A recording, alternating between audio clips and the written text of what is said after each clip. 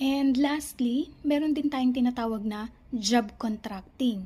Ito naman yung kadalasang tinatawag nilang agency. Okay? So, si agency, mag-hire siya ng mga empleyado and then, i-deploy niya sa kanyang kliyente. Okay? Si agency ay tinatawag na job contractor. Okay?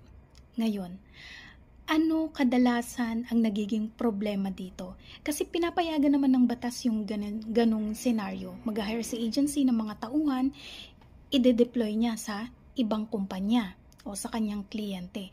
Allowed yun. Ang hindi pinapayagan ng batas yung tinatawag nating labor-only contractor.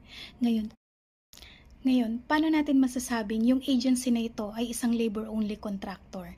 Kasi syempre, yung requirements ng batas, pagdating sa capitalization, pagdating sa substantial investment, hindi na yun malalaman ng ordinaryong empleyado. Okay? Pero bibigyan ko na lang kayo ng idea kung paano natin masasabing illegal na yung ginagawa sa inyo.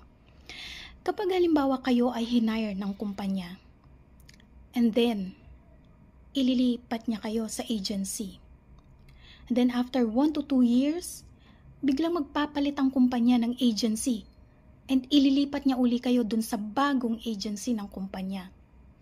And then ganun uli, after 1 to 2 years, kukuha na naman ng bagong agency, ililipat uli kayo dun sa bagong agency, pero andun pa rin kayo sa kumpanya. Okay, paiba-iba lang kayo ng agency. Pwede pong meron ng labor-only contracting na ginagawa. Ginagawa na lang ito ni company para makaiwas sa inyong security of tenure.